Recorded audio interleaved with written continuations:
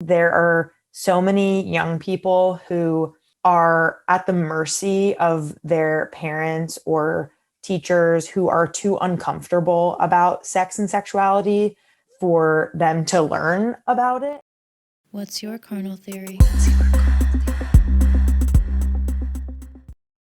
This is a story about Israel and my experience in Israel. And I also just want to recognize that right in this moment, Israel and Palestine are experiencing a very, very fraught and horrific war that has gone on for a very, very long time. And so I do want to recognize the fact that there is a lot happening. And as a Jewish person who has family in Israel, while recognizing the fact that Palestinian people are experiencing horrific violations of human rights, I just want to name that this is going on before I kind of share this story about Israel. But thank you. Yeah, of course. So to get into a little bit about my experience, the year after I graduated from college, I went to Israel for a year to teach English, and my teaching cohort went on a field trip, as we did many times throughout the month, in order to experience different cultures and different parts of the land and different food and etc. And so one of these field trips, we went to Jerusalem, the super religious community called the Community of the Bells. And this main rabbi there was kind of showing us around and sharing his traditions and his customs and showing us this beautiful big synagogue. And kind of offhandedly, while he's talking about his family, he says, I have 5 daughters. And when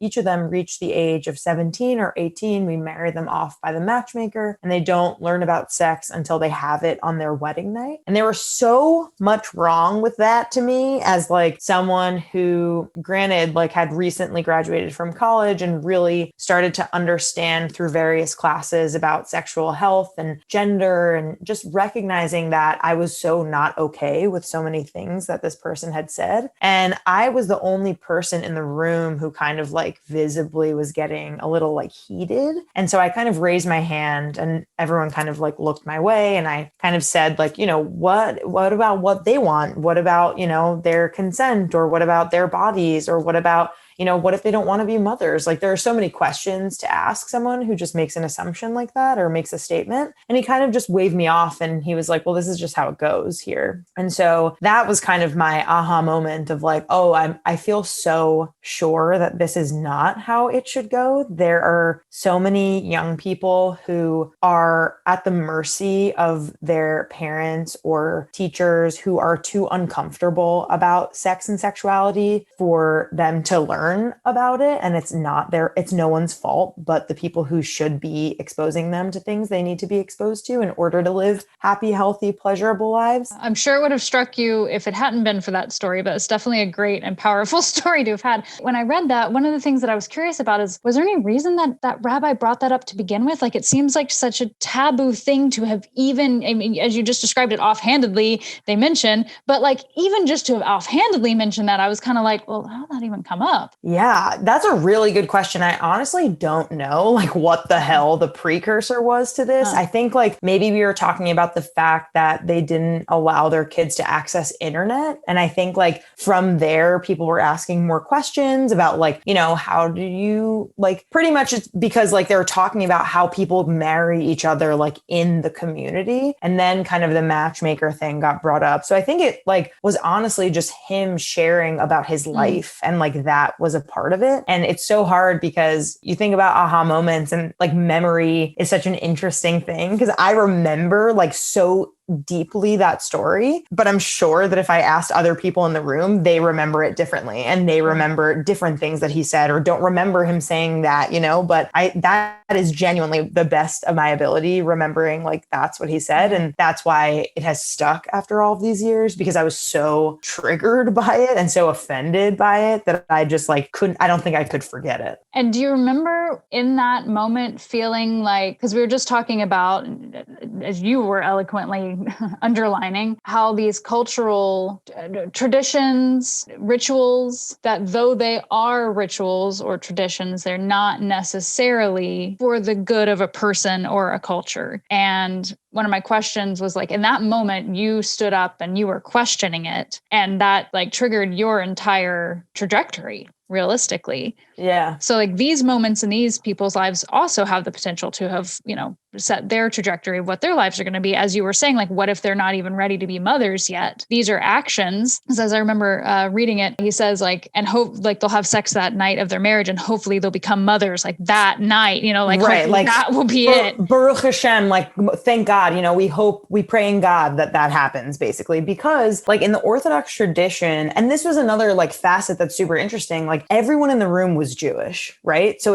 it's not necessarily that we were like at odds religiously, but right. when you look at any religion, right? Like hyper religious people, they have very different values and very different expectations as to what a family should look like, what your life goals should be. And I don't know if you've seen the show called Unorthodox, but it's fantastic because it's so realistic of like in the Orthodox community, like if you are traditional as like other Orthodox people are, if you're a woman, a cis woman, like your goal is to have as many kids as possible because that is a mitzvah to grow your family. And so in Unorthodox, they literally show a scene of like someone coming over because the main character was having painful sex, which again is not something that they would really talk about openly because it's shameful and embarrassing. But she literally like comes over and like espouses this like bullshit about sex ed that is not real. And it's so harmful and so terrible. And that's like, it's just so interesting to me that like, again, we are all Jewish, and it's really because these Orthodox people have grown up in the community and they can't leave, because if they leave, then they literally can never, some of them, it depends on, this is like a mass generalization, but pretty much like then you're like excommunicated like from the community and you aren't allowed to access your family or your friends, and you like have no family after that. So it's like if I was a woman put in that position and I was told all my life like you were put on this earth to like get married and have more kids and like raise a family, like if I didn't have access to the internet, which these people in this community did not, if I didn't have access to people outside of my culture, religion, background, I would probably do the same fucking thing. Like, I don't blame these women. I blame this like oppressive patriarchal culture and sect of the religion and sects of many religions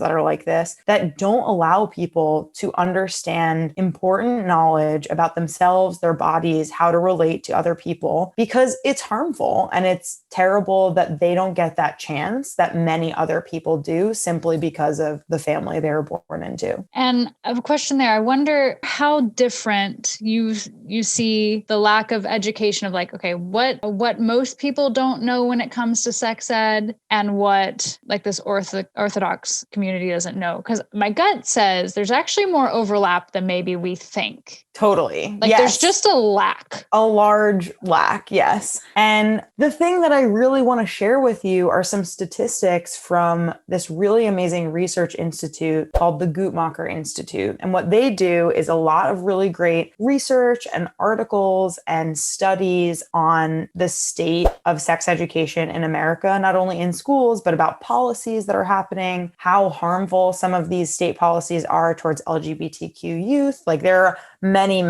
basically there are many ways that Guttmacher is telling us that sex ed in America is bad. Generally. And so some interesting and really sad statistics that I want to share, and this is recent, this is like from last month, pretty much updated last month, that only 18 out of 50 states require program content to be medically accurate. Only 9 states require the program to provide instruction that's appropriate for each student's cultural background that's not biased against any race, sex, or ethnicity. Only 3 states prohibit the program from promoting religion, which is like, oh, so that means pretty much all states in America, like teachers, if they're super Catholic or super Jewish or what have you, can promote their own religion in the class. That's fucked up. 36 states and DC allow parents the option to remove their child from instruction. Can this happen with math? Can this happen with science? I don't think so. So like we're really clearly not valuing health education as much as we are other subjects. A couple other ones that I'll share before I'll share some of the good stuff, which is 20 states and DC require provision of information on contraception. That is less than half of required states that do that. And this is the last one I'll share, although as you can imagine, there are many more. 28 states require that abstinence be stressed. So that's not only that abstinence should be taught, which it should, because it's a viable option for people to engage with if they so choose, but stressed is a huge problem. So some of the good stuff, though, is that 40 states and DC require school districts to involve parents in sex education, HIV education, or both. This is amazing. As a sex educator, we want to be including parents in the conversation because it really is a team effort of parents and schools being able to band together to teach young people the things that they need, in addition to books, media, resources. But it really starts with parents, and schools have a big part to play. 35 states and DC require provision of information about skills for healthy romantic and sexual relationships. Would love it to be in the 40s, would love it to be all 50, but 35 is pretty good. 2 more stats. 31 states and DC require information on healthy relationships. 38 states and DC require prevention of teen dating violence and sexual violence, which again, super important. It should not be the sole thing that classrooms cover, but all that to say is that you're correct in that you don't have to be from a super religious background to experience the horrific sex education that most people, especially folks who are from the South and from the Midwest, experience. And so that is a huge problem. And I think that people should be knowing those statistics and really understanding that they need to change in order to change cultural norms.